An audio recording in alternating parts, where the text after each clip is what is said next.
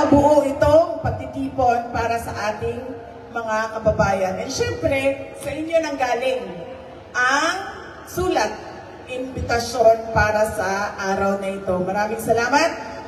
Ang sabi ko nga sa aming kasamahan sa Office of the Vice President na huwag lang ilimita sa mga members ng hakbang ng maisog ang ating invitation. Dahil napakaraming mga ibang kababayan natin na hindi naman miyembro ng kung anumang organisasyon, pero sila pa rin ay sumusuporta sa Office of the Vice President, sumusuporta sa bayan natin. Kaya maraming salamat. Thank you, mga maisog. Ang susunod na pagpapasalamat ay sa Government of the Kingdom of Kuwait. Nagpapasalamat tayo sa kanilang pagtanggap sa atin dito sa kanilang bansa at sa pag-coordinate at pagsuporta nila sa mga kailangan na dokumento ng ating local organizers. Maraming salamat sa Kuwait. Ang susunod na pagpapasalamat ay mula sa akin papunta sa Philippine Embassy in Kuwait. Dahil sila rin ay kapartner o tumulong din sa ating mga local organizers para mabuo ang ating programa ngayong hapon na ito. Ang susunod na pagpapasalamat ay mula po sa akin. Ang pagpapasalamat ko sa inyong tulong, sa inyong suporta, sa inyong kampanya, sa inyong boto noong nakaraang 2022 na halalan. Maraming salamat sa inyong mga kababayan. Alam niyo po, una kong isip na baka mananalo ako sa eleksyon noong 2022 nung nakita namin yung overseas absentee voting. Nakita namin doon yung trend ng mga boto at nasabi ko sa sarili ko, kung itong trend na ito, yun din ang trend ng boto doon sa ating mga kababayan sa araw ng halalan. Paniwala ko, mananalo ako. At maraming salamat sa inyo. Dahil kayo yon, pumila, pumunta sa embassy at naglaan ng oras para bumoto noong halalan. Ang susunod na pagpapasalamat ay mula po sa akin pa rin. Ang pagpapasalamat ko sa inyong patuloy na suporta sa Office of the Vice President at sa akin. Maraming salamat sa inyo dahil nandyan pa rin kayo kahit na mahirap ang sitwasyon ng opisina ng Office of the Vice President ngayon. Pero nandyan pa rin kayo, mga kababayan namin, at nagmamahal pa rin. Lalong-lalo na sa mga kasamahan ko sa opisina ng Office of the Vice President. Maraming salamat sa inyo, mga kababayan.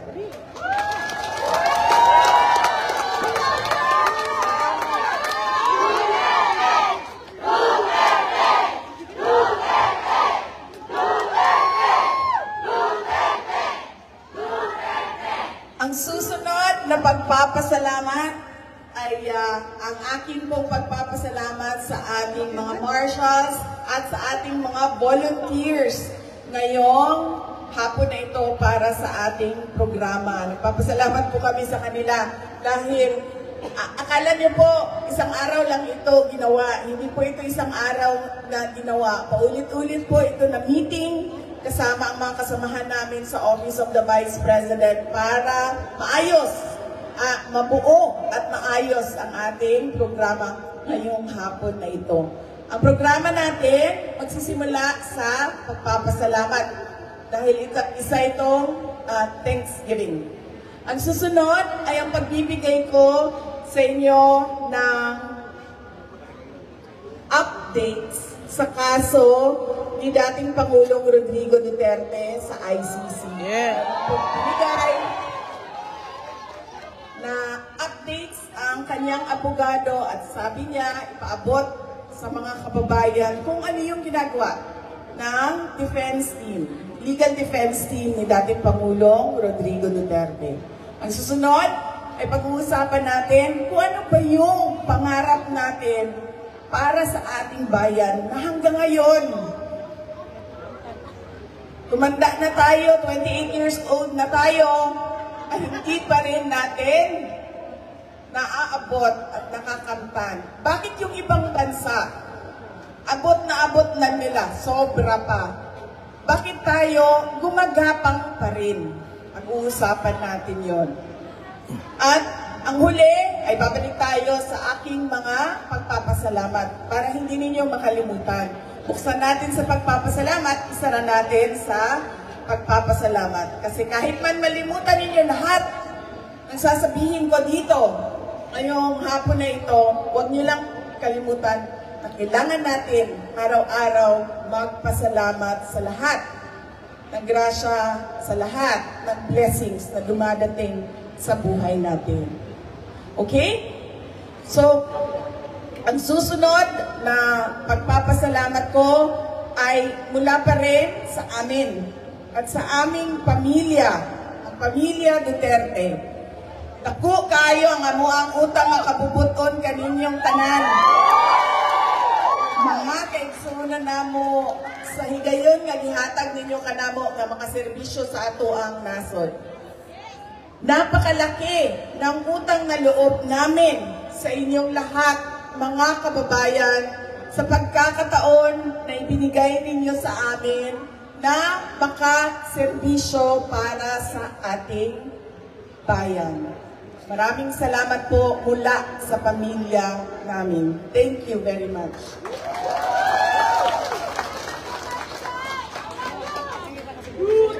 Ang susunod na pagpapasalamat ay ang pagpapasalamat po ni dating Pangulong Rodrigo Duterte.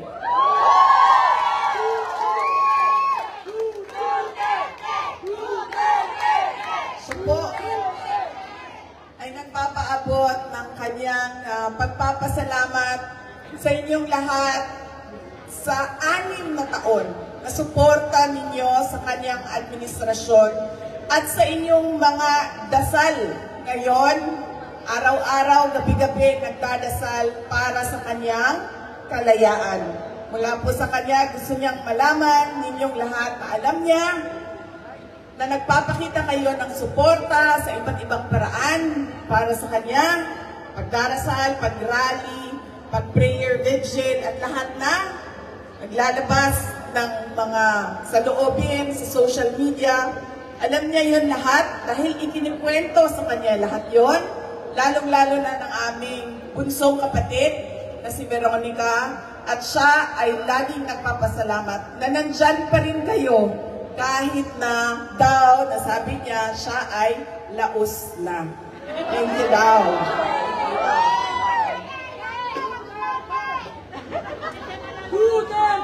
Kalimutan ko pala, sandali, ito yung pinaka-importante sa lahat kaya tayo nagkakagulo kanina yung My Day ninyo.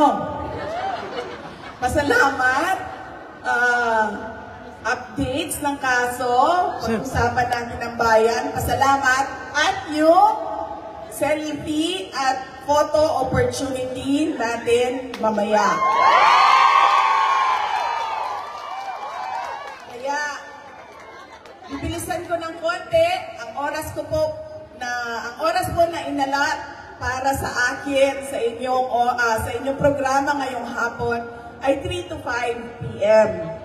At bibilisan ko ng konti ang aking talumpati kasi sinabi sa akin 900 daw yung ang magpapapicture. 900. So medyo kailangan natin ng oras doon sa pagpapapicture. Hindi pa kayo nahiya. Ginawa nyo lang sanang 1,000.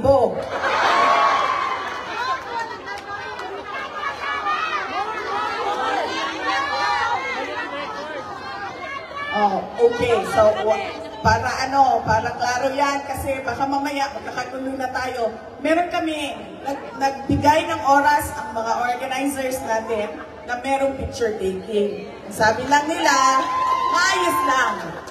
Maayos lang yung sistema para mabilis. Kasi 900 yun. Papasok tayo sa Guinness Book of World Records nito.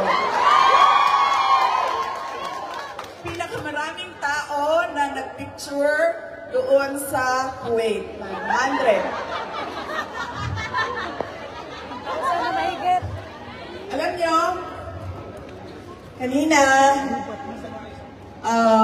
maaga ako dumating kasi di ba yung flight galing sa Pilipinas? Maaga siya. Wait lang. Yung mga ibang organizers natin, nandito na sila. Kanina, 3 a.m. yung call time nila. In fact, hindi siguro 3 a.m. 3 a.m. ako dumating. Pero sila, kasi pagdating ko, nandito na sila, ibig sabihin, mas maaga pa sila na dumating dito sa ating venue para mag-ayos at para paniguraduhin na maibigay namin sa inyo, mga kababayan namin, ang buong programa na inihanda ng ating local organizers dito sa Kuwait. We love you, VP Sara Duterte. Galing saan, ma'am? Zamboanga City. Kagagaling ko lang doon, ma'am, sa Zamboanga City nung kampanya. Ay, nakalimutan ko pa pala magpasalamat sa kampanya, no? So, sandali lang. Ikukwento ko lang sa'yo na nagtataka ako, bakit ang daming order ng kape? Na, pupunta kami sa barter kasi, benta namin ito sa mga nagpapabili ng kape. So, sa inyo pala yan, ma'am. Alam na natin na makisig ang mga taga Zamboanga City na mga Pilipino. Mali pa yung pag-abot, Vice President Inday Sara Duterte. Mahal ka na mo? Hindi na lang makita, ma'am. Sobrang liit na talaga nung from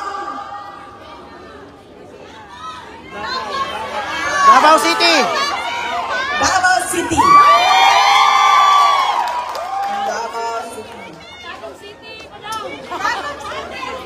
Tagum City. Okay, isahin natin. Mindanao? Wala man lang kayong iniwan sa Luzon. Luzon! Ayan pala. Visayas? Ayan, well represented. West Philippine Sea? Well represented. Luzon, Visayas, at Mindanao. Sir, mas maliit na talaga siya, sir. We love you, Sara B. Thank you. Mindanao. Yan kasi pag ganyan, nadidistract ako, nakakalimutan ko kung anong sasabihin ko. Kung saan ako? Hindi ako sa... Ha? Ha? Okay, sino dito ang pumunta para kay Kateki?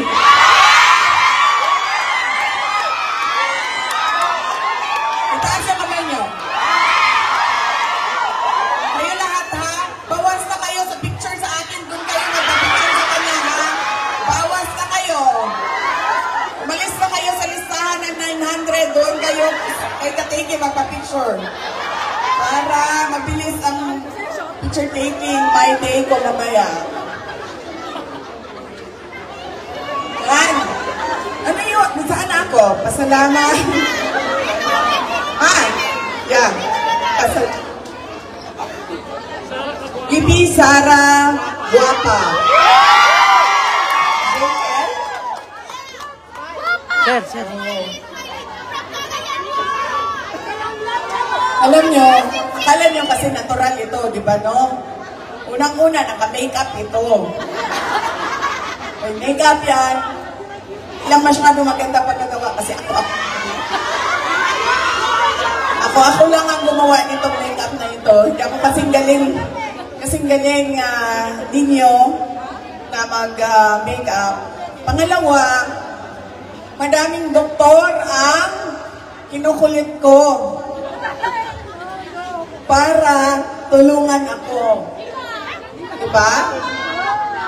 Sa Davao, nandoon ang Priori. Yung patient center doon, Priori. Tsaka si Dr. Butch Mapayo. Sa Davao yun. Pagdating sa Manila naman, ma'am, hindi. Sa Reynald Center ako, kay Dr. Reynald Torres, tsaka kay Dr. April Torres. Yan. Tapos, meron din kay Dr. Miguel Baker. Yan, Davao, Manila, yan. Si Dr. Miguel Baker. At, sino pa ba?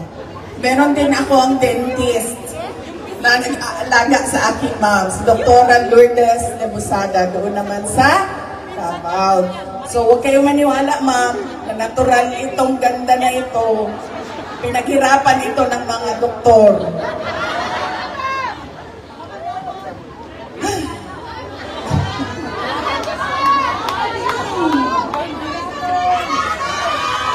Sabi ng doktor ko, sabi ko, Dok, gusto ko kasi magmukha lang akong 25 years old.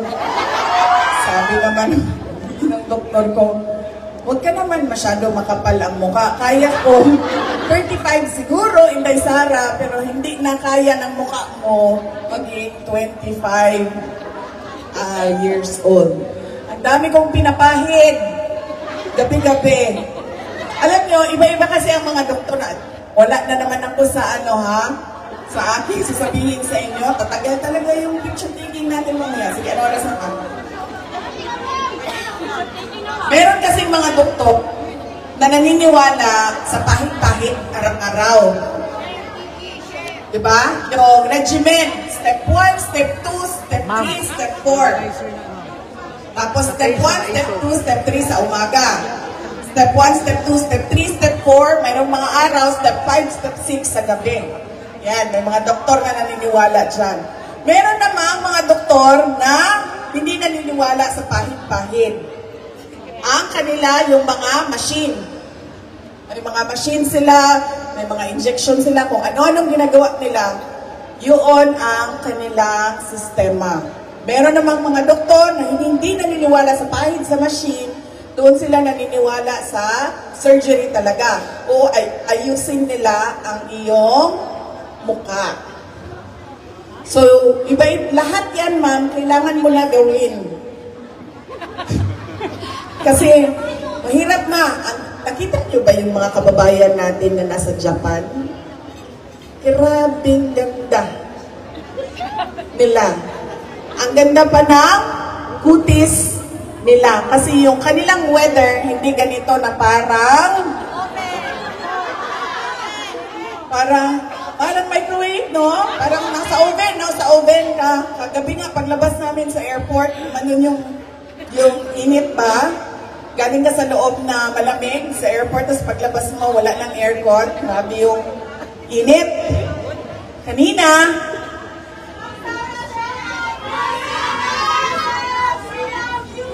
maraming salamat, ma'am. Magnegosyo na tayo staff ng Davao City. Maraming salamat. Ministry of Health, Nurses. Ministry of, darating tayo sa mga nurses mamaya, ma'am. Kung matapos lang talaga natin itong chismisan natin, aabot talaga tayo doon sa pag-uusapan natin sa bayan. Mabuhay ang ating mga Filipino nurses. Nasaan na ako, ma'am? Japan. Kanina. Japan. So, alam niyo ako, Sa Japan. hindi ako naliligo ng mainit. Merong mga tao na hindi ko maintindihan at hindi ko alam bakit mainit. Kaya di ba may water heater sa bahay natin? Kasi maligo sila, mainit. Kanina, ako na tao, gusto ko malamig. Kaya maura man ay okasyon nga mabuhi ang akong espiritu pag imo siyang paliguan ng bugnaw na tubig. Mamata na ang espiritu ni Inday Sara. So kanina, syempre, pinol blast ko yung diba hot and cold man ang shower, no? Hot and cold. Kanina, nag-ayos ako. Pinol blast ko yung cold. Ang lumabas, mainit na tubig. Sabi ko, sira ata itong kanilang hot and cold. So sabi ko, baka nabaliktad ito. Hot dito, cold dito. Pag ganun mo, mainit siya, baka nandito yung cold. So, nilipat ko siya ganon. Sobrang init na. Gusto ko tawagan ng front desk kanina. Alam nyo, dapat ang choices nyo, hot and hotter. Hindi hot and cold. Walang malamig na tubig na lumalabas noon sa gripo. Totoo yan? Saan na lang pagpukaw sa espiritu ninyo, init kayo nito. Init na inyong panahon, init pa inyong tubig, init inyong ulo, anak. Imagine ninyo ang tubig ninyo, hot and hotter lang.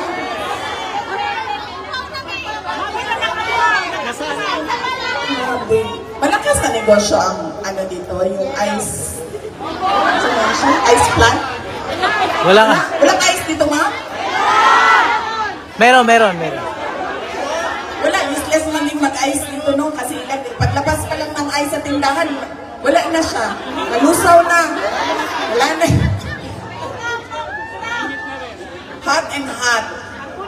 Hot and hotter. Bakit sabi mo ma'am walang ice? Walang ice dito. Meron. Oo, ice cube. Walang ice plant. Meron ice cube. Walang ice plant.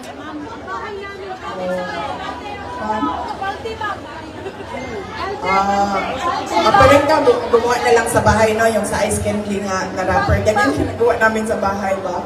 Kasi grabe kami mag-ice. So, hindi pwede yung tray na square na maliit. Hindi yan pwede sa bahay namin. Sa bahay namin puno ng malalaking ice candy, malalaking ice na ginagamit namin sa... So, yan ang natutunan ko dito sa Kuwait. Hot and hotter.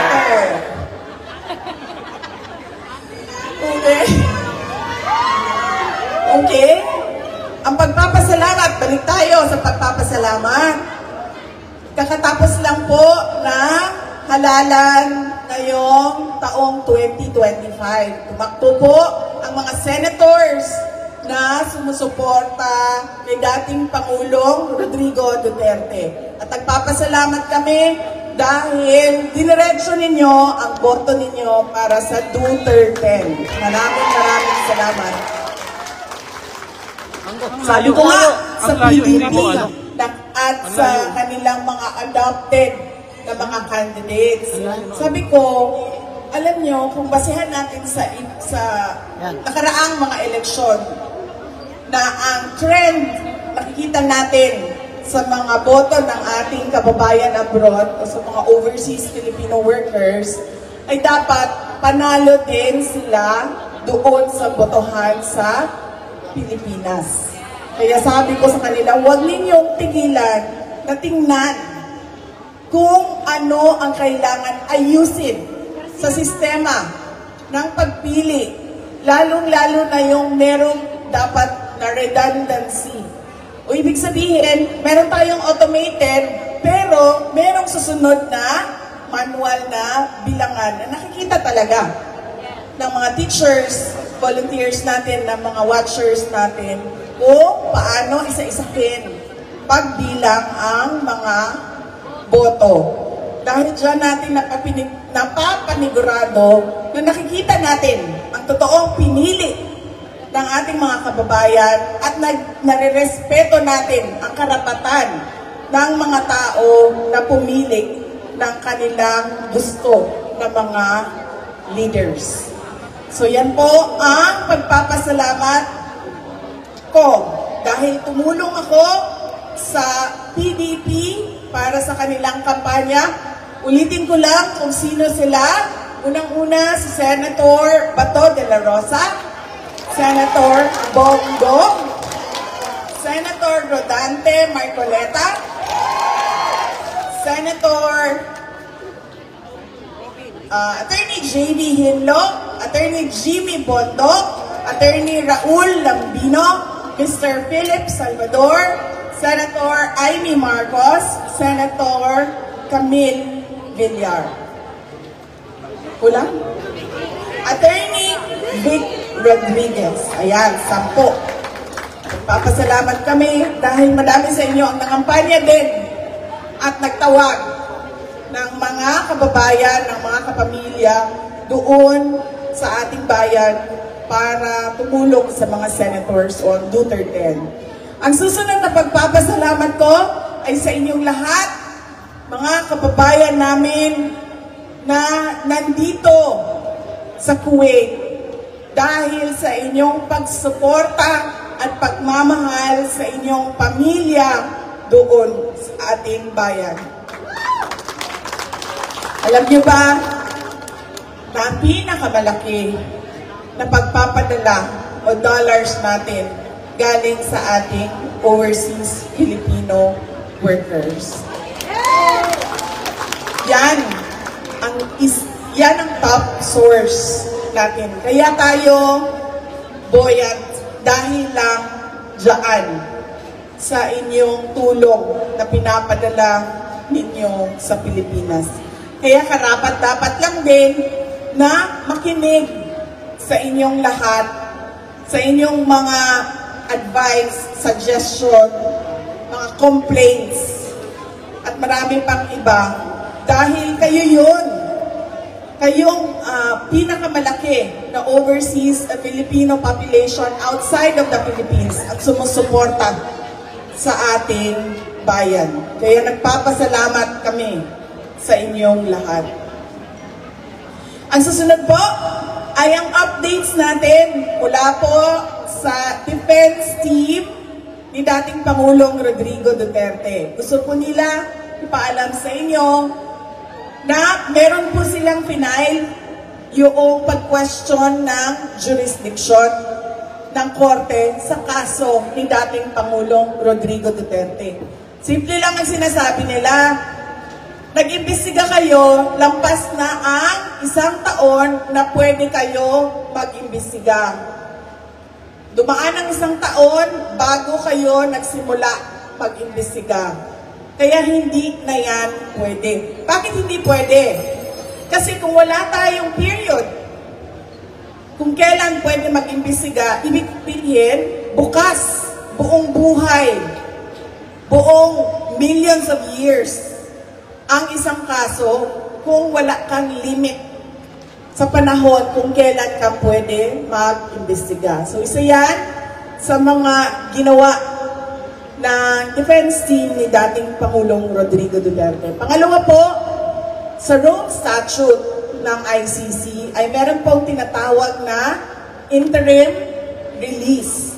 Ibig sabihin po niyan, habang nagpapatuloy ang investigasyon, habang ginagawa ang trial, ay pwede kang palayain. Pero hindi ka pwedeng palayain pabalik ng Pilipinas. Dapat merong isang bansa na tatanggap sa iyo. Nahanap yon ng mga abogado ni dating Pangulong Duterte at nag-file sila ng request for interim release. Lalong-lalo na dahil sa kanyang edad na 80 years old. Madaming nagtatanong kung kamusta na si dating Pangulong Duterte.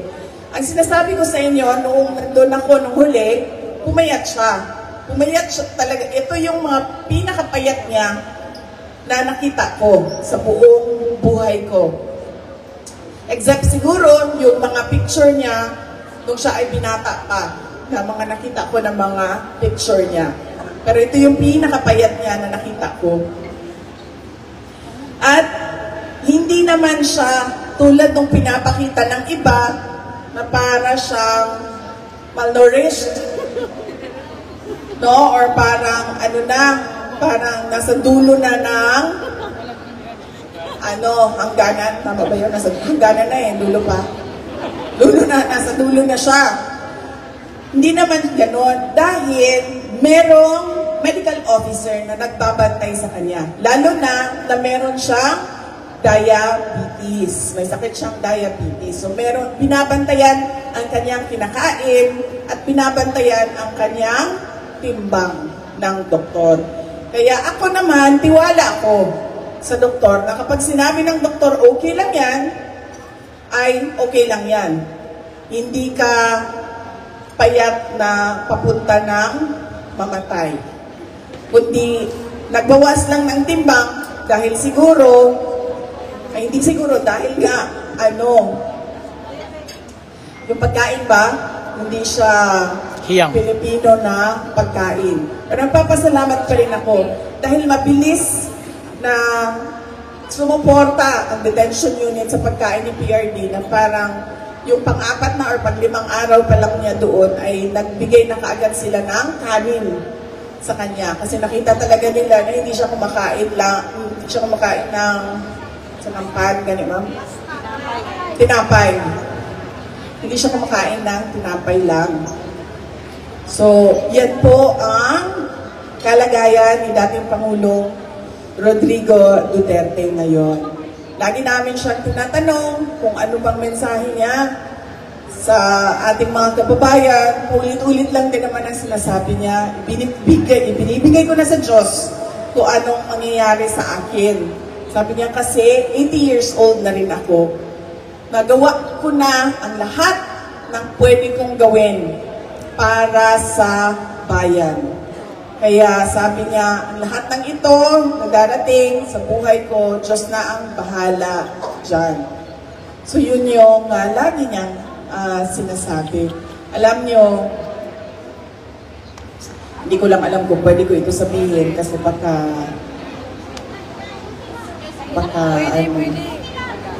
iban tayo ng ICC. Yung yung gwardya, ihonghong lang ako, para nili silang galing. Yung gwardya doon sa ICC. Isayaon lang ako. Isaya Tagalog, pero yun naman na, hindi sila kasabot.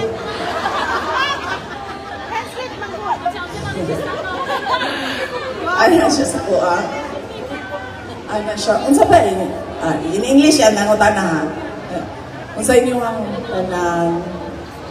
pagkaon na kanang sa binisaya daw sa ato unsa yung pagkaon. Sila giingnan ako siya nga paksiw na isda maganda mo sa mga ma'am. Kuan din na siya kada buntag mao ginay pagkaon sa balay sa ko ang gula. Paksiw na isda. Giingnan ako siya. Ana siya, what? Paksiw? Anak ko ma'am. Ang spelling ana kay P-A-K-S-I-W. So, unsaon daw magluto, kay lutuan daw niya. Babae biya. Pagpahit ko. Kasi makauyap na po. Ayun na nga isisihan kung kusay joke. Kusay nili joke, dili joke. Pero tinoon, parang mo kasi ko, yan na, nimo. Paglingkod naman, yan na, nimo. Ano siya, diluoy, pero tingaling hapit na.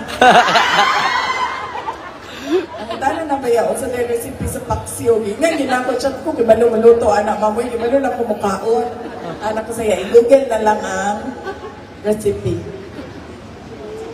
So, to siya ang update dito kay PRD, President Duterte. So, na sila interim release. Padungog na ninyo permi dito sa ato kanang bail nga ginatawag. Pero sa ICC, sa Rome Statute, walay bail. Di ka kinahanglan magbayad. Kinahanglan lang, mag-apply ka o interim release, kunya, makomply nimo ang mga ginapangayo. Unang-una, dili ka mulayas. So, naingon na yun si PRD na dili lagi ko mulayas. Gusto na mo muuli o Davao City. There is nowhere in the world that I want to be right now, ingon siya. But in the Philippines, in Davao City. Klaro na kaayo na, kausap-usap na niya, ginasulti yun. Ngayon kaduha, dili siya, kinahanglan dili sila manghuraw sa witnesses. Klaro naman kayo na, dugay na kaayo si President Duterte nga ginaatake ni Trillanes. Ginapanganlan ni Trillanes ang mga witnesses niya. Pero, doon na ba nahitabo sa ilaha? Wala. Wag yun nahitabo sa ilaha. Bisan si PRD, magsige kong sulti sa ilaha kaniya dito. Mag-andam. Pero, ingon siya, dili lagi na mahitabo. Kaya wala sila witnesses. Uy, mahitabo yun sa ilang witnesses. Ang sunod, mara na, duha na napay ikatulo. So, ningon na siya. I will comply with everything. So, muna ang update sa lawyer. Ang ikatulo, nag-andam sila para sa confirmation of charges. Nakadungog na tingali mo, ug ang uban sa siguro sa inyo ha, nagplano nga mo ato sa Hague sa September 23 tungkol sa confirmation of charges. Iandaman po na sa mga abogado. O, ang isa pa nila ka-filing para sa ICC nga ilahang ginapanganlaman karon, di pa nila masulti unsa kay wala pa nila nahatag sa korte. So mo nang upat ka buok na updates sa kaso ni dating Pangulong Duterte sa ICC. Ang sunod natong istoryahan ang atoang nasod. Kabaw mo, mahalaga ang inyong input dahil kayo yung mga nakatira at nakatrabaho sa iba't ibang lugar sa mundo. Kaya napakahalaga ng input ng ating mga overseas Filipinos. Dahil nakita niyo na ang the best sa ibang bansa na hindi ninyo nakikita sa ating bansa. Yan ang sabi ko kanina. Sabi ko, bakit yung ibang bansa na aabot nila, nagagawa nila, bakit tayo hanggang ngayon gumagapang pa rin? Kagabi, sa airport, paglabas ko sa airport, may daming Pilipino. Yung airport kagabi dito sa Kuwait, pagdating ng flight namin, sobrang Pilipino, halos lahat. Siguro mga 99% Pilipino. Pati yung mga nagtatrabaho sa airport, Pilipino.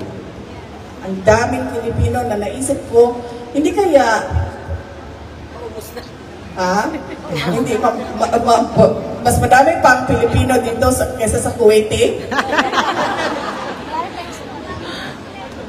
So paglabas ko, dami nating mga kababayan. Tapos isang kababayan, lumapit sa akin, dala niya yung anak niya, buhat niya yung isang anak niya, binubuhat tong, paningin ko nanay niya yun, ata, o kung hindi pa relative nila, na nagbubuhat ng anak niya may sakit. Nagkwento niya sa akin, sabi niya, alam mo Inday Sara, hindi ko naman gusto bumalik dito sa Kuwait, kasi ang tubig dito hot and hotter. Pero sabi niya, 5 months ako sa Pilipinas, nahirapan talaga ako para sa aking anak. Dahil nangangapa kami kung saan ko kukunin ang para sa kanyang pagpapagamot. Sabi niya, so kailangan namin bumalik dito sa Kuwait kasi dito naaalagaan yung anak ko, libre lahat. Ibig sabihin, mapapahaba ko ang buhay niya, Inday Sara. Kung babalik kami doon, sabi niya, mamamatay ng maaga yung anak ko. So bakit hanggang ngayon, doon sa Pilipinas, at ito ay totoo, dahil nakikita ko ito nung ako ay mayor, nakita ko din nung ako ay pumasok sa Office of the Vice President, ang pinakamalaki na demand o hinihingi ng ating mga kababayan sa Office of the Vice President ay medical assistance. At hindi lang yun sa Office of the Vice President. Sigurado ko, alam ninyo ito. Alam ito ng mga pamilya ninyo na naiwan, na kailangan natin pumunta sa ibang opisina para humingi ng tulong. Kailangan natin mag-alat ng isang buong araw para maghanap ng mga guarantee letters para ipasok ang ating mahal sa buhay sa opisina, sa hospital. Bakit hindi na lang na pumunta ka sa hospital, may sakit yung anak ko, may sakit ako, wala ka nang ibang gawin. Kasi paglabas ng bill mo, tapos na lahat. Hindi ka na paikot-ikot-ikot kung saan ka hihingi ng tulong para sa iyong hospital bill. Nagagawa siya sa ibang bansa, pero bakit hindi nagagawa sa atin? Diba? Kung tayo ay mangarap para sa isang bansa, pangarap natin, unang-una, sa ekonomiya, yung mga kababayan natin, hindi na aalis ng Pilipinas dahil walang oportunidad. Aalis lang sila ng Pilipinas dahil gusto nilang umalis. Hindi dahil napipilitan silang iwanan yung pamilya nila dahil wala talaga silang mahanap na trabaho. So pupunta tayo doon sa mga nurses.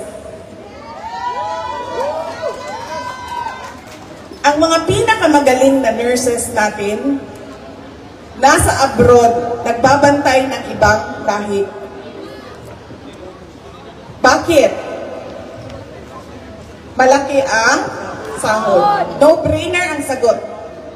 Malaki ang sahod.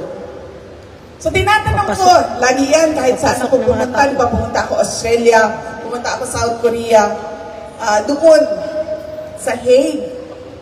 Madami doon ang mga nagtatrabaho na nurses sa Europe, bumibisita sa Hague.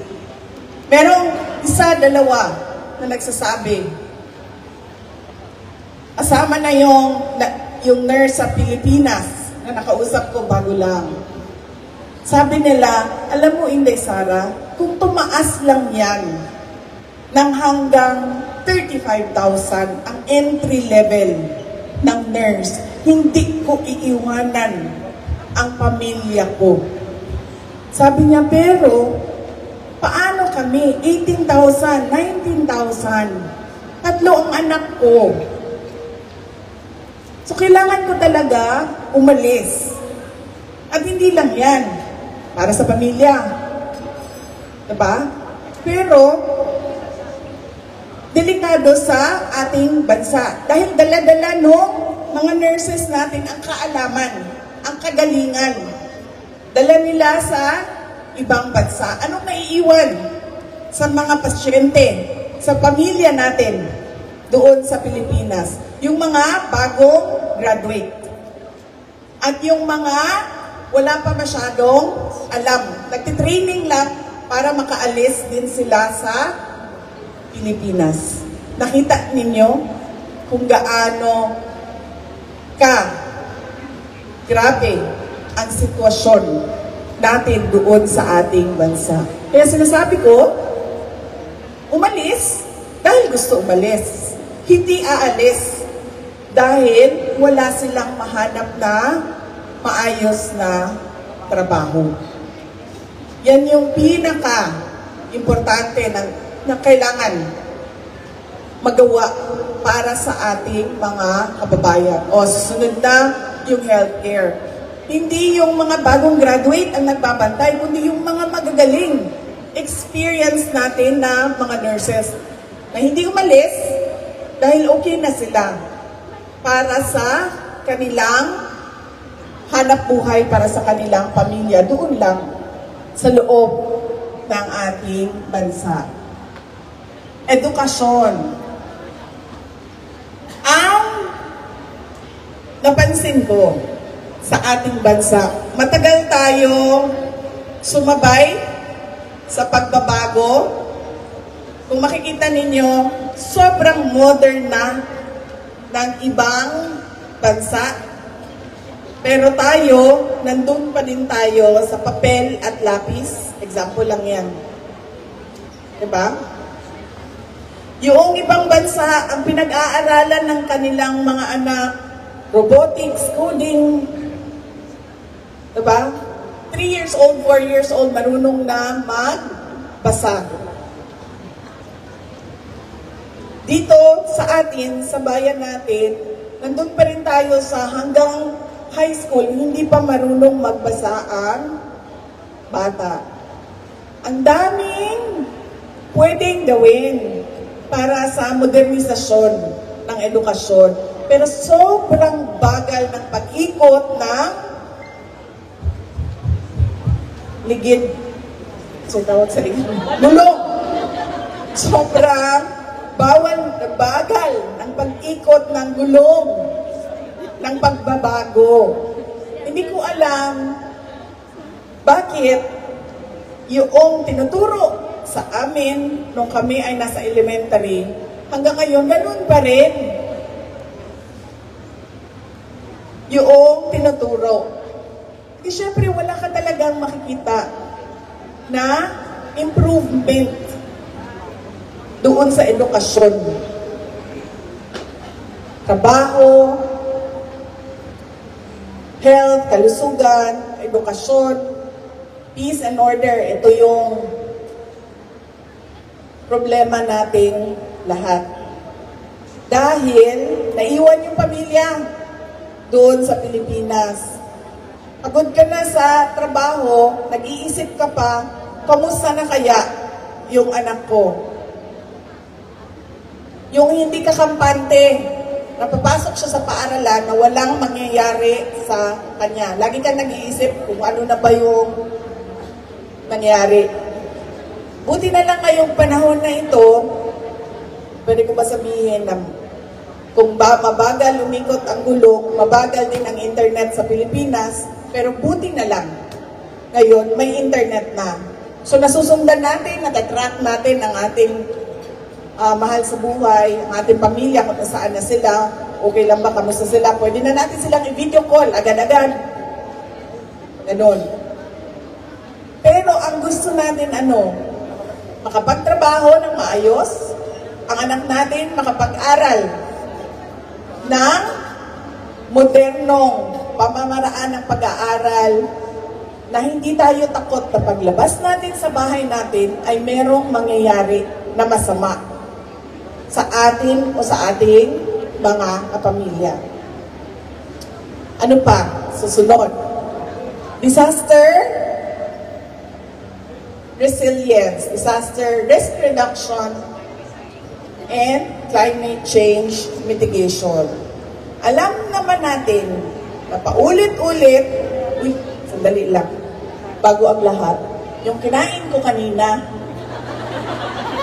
naalala ko lang, kasi naalala ko ang 20 pesos ang kilo ng bigas. Yung kinain ko kanina, nag-order ako ng, hindi ba ako usually kumakain ng rice. Hindi ako usually kumakain ng rice. Kasi pag kumain ako ng rice, ganito na ako ka-laki. No joke. Sobrang pigil talaga ang pagkain ko. Dahil kung pabayaan ko ang sarili ko, hindi na ako matabunan ng podium na ito. Lampas ako dito. So kanina, nag-order ako ng rice kasi kailangan ko ng energy na makipagpicturan sa inyo. Pagdating ng rice, ang haba niya,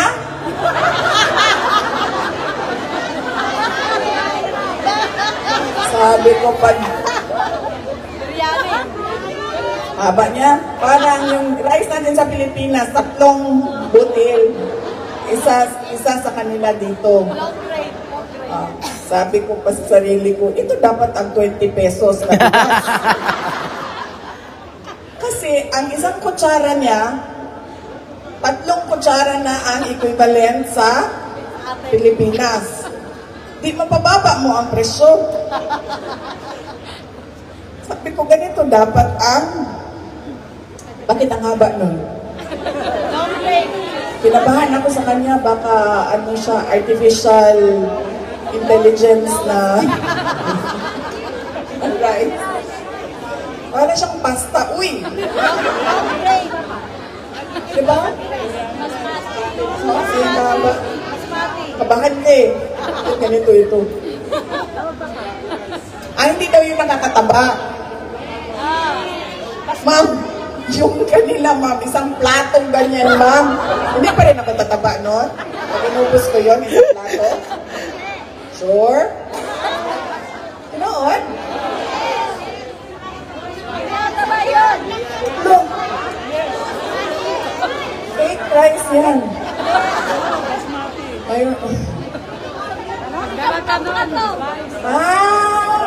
So kaya ganyan kalaki yung kanilang serving ng rice kasi hindi siya makataba. So dapat kinain ko lahat yun para mabusog ako. Ganun. Kasi dinandahan ko pa siya eh. Andun pa siya, naiwan pa siya doon. Kasi kakainin ko mamaya hapunan, iniwan ko na lang doon. Ang laki niya, ganyan. Ang haba pa niya. Saan ako For one person lang yun. Sa bagay, naniniwala ako kasi hindi kayo malaki.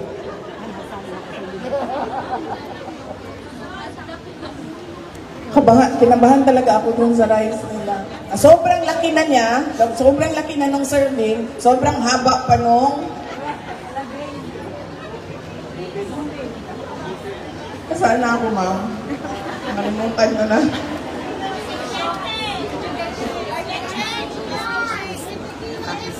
Bigas.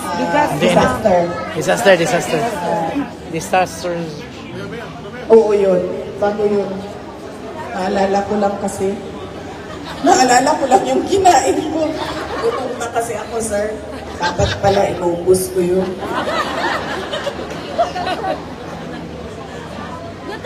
Na ano kasi ako, kinakabahan ako. Kasi bago ako umalis sa Pilipinas noong August 15, ngayon, August 13, gusto ko kumain ng cheese. So pumunta ako sa tindahan ng cheese. Bumili ako ng ganyan o yung triangle na ganyan. Malaki. Tapos, ang ginawa ko, ilanlan na ko ang cheese o ang biskwit. Pares na ko siya sa sige ko kaon, sige chismis dito sa balay.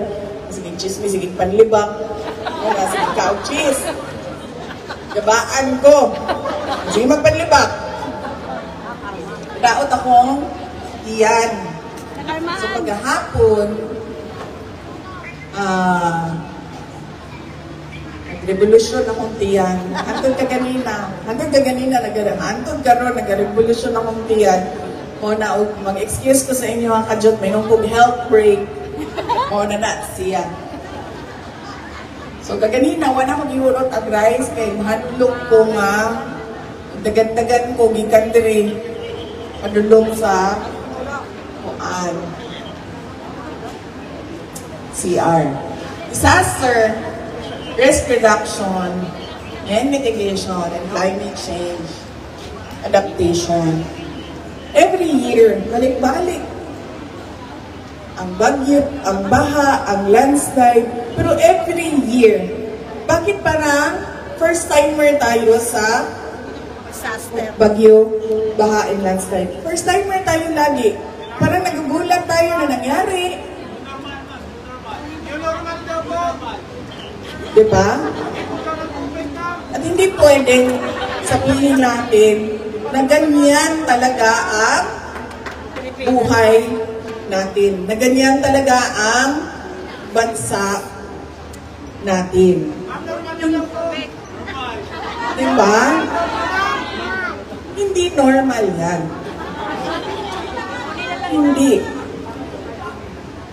Sinasabi ko sa inyo, pag merong dumaan na Yolanda ulit, dyan, sa atin, sigurado ako, Yolanda na naman ang mangyayari.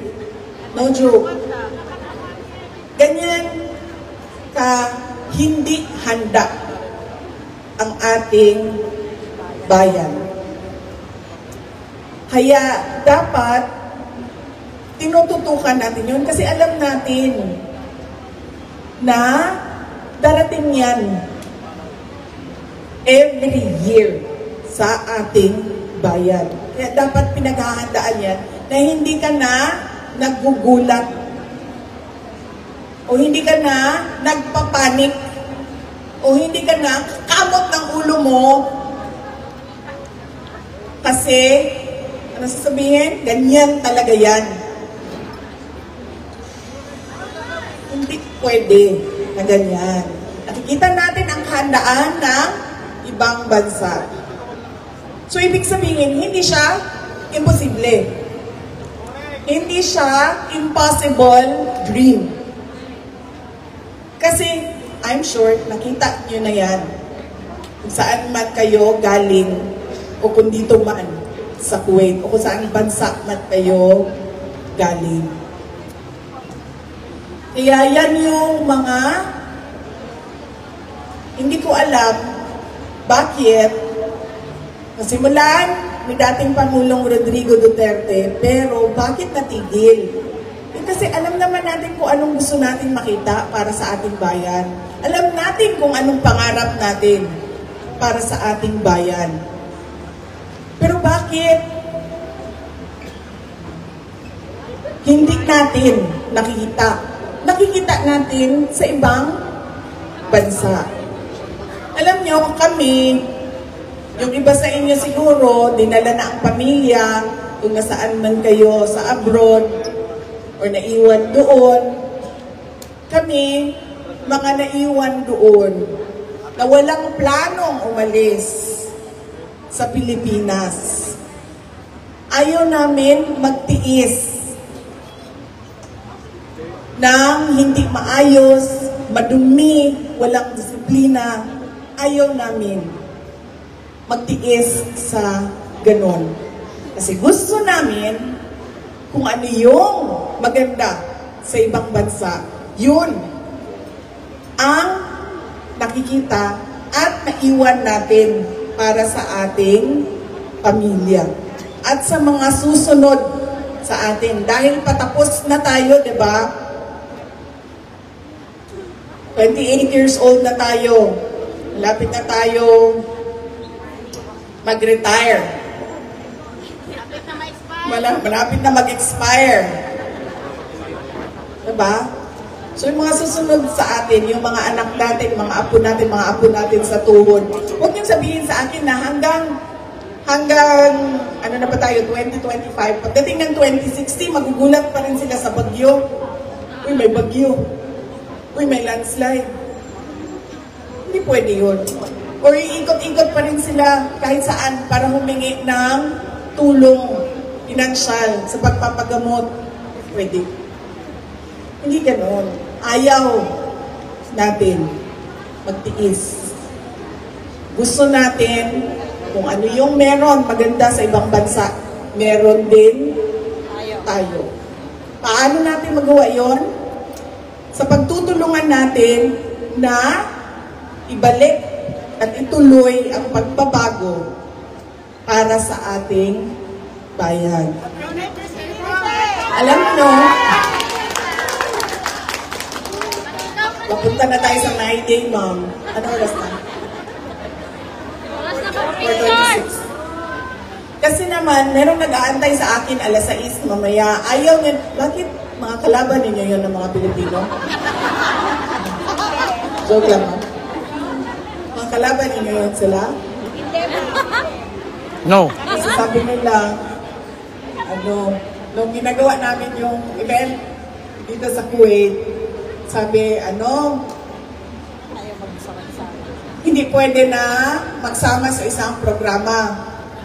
Sabi ko, alam niyo, kung anong sasabihin ko, sinabihan ko yung kasama ko sa opisina, kung anong sasabihin ko sa unang programa, yan din yung sasabihin ko sa pangalawa. Uulitin ko yun. Lahat yun. 1 oras at kalahati. 1 oras at kalahati. Uulitin ko lahat yun. So sabi ko, pwede ba, isahin na lang natin yan para So sabi nila, hindi daw sila ayaw daw nila sa inyo. Joke lang. Hindi pa din tayo magkasya kasi 200 sila. Tapos ang 100, saan natin ilagay ang 200 dito? Kulang na. Kaya dapat ipaghiwalay talaga kasi ang venue natin hindi kaya ang 1,100. So,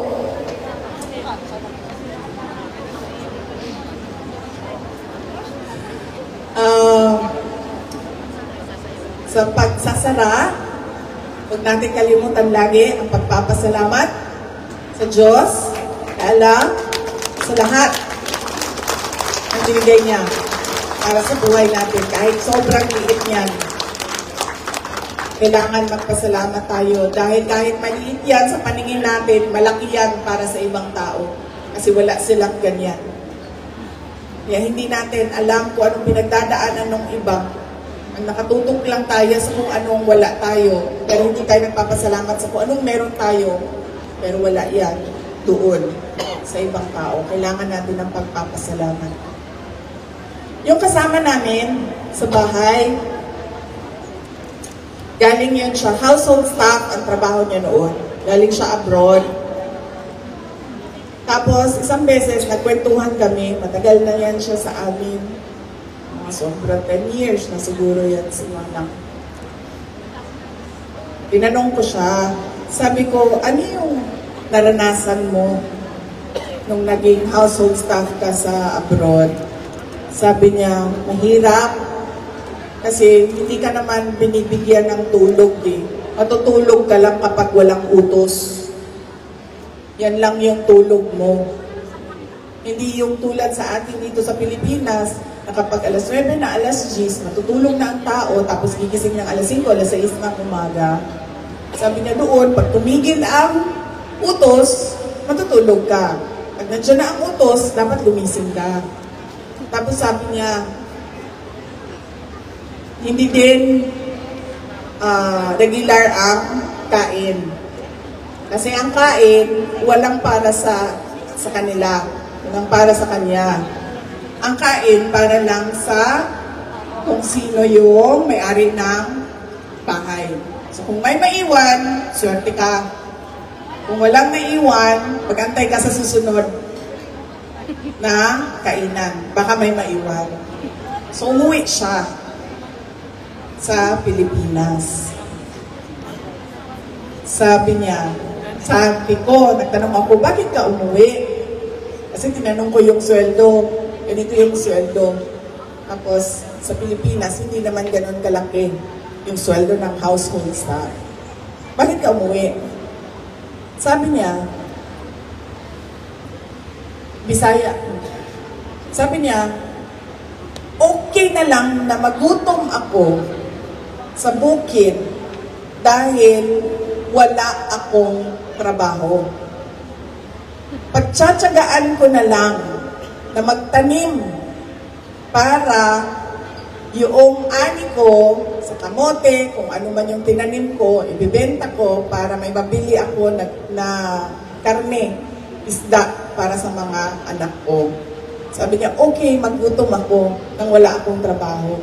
Pero sabi niya, hindi matanggap. Siya, pobre lang po yung Sara, pero dili madawat sa ako ang kasing-kasing.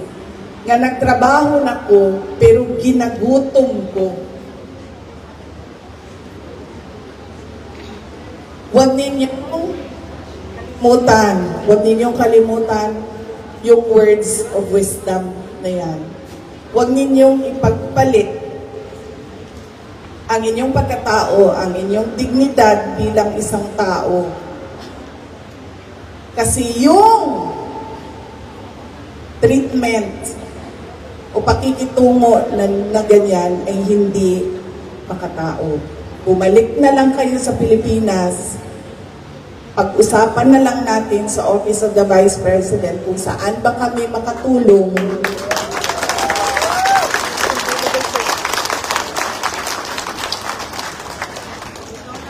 Sabi nga ni Manang, bahala na gutom ako dahil wala akong trabaho, pero hindi ko magawa. Na pobre na ko, nagtrabaho ko pero ginatuyo ang paggutom. sa Apua. So gusto ko iiwan sa inyong lahat na you will always have a friend in the office of the Vice President. And syempre, gusto ko ulitin ang pagpapasalamat ko sa inyong lahat, sa imbitasyon ninyo, sa inyong oras araw na ito, at sa inyong patuloy na suporta sa akin, sa aming pamilya, at sa ating mahal na Pilipinas. Mga kababayan, mahalin natin ang Pilipinas para sa Diyos, sa bayan, at sa bawat pamilyang Pilipino. Syukran. Thank you so much, the Vice President of the Republic of the Philippines,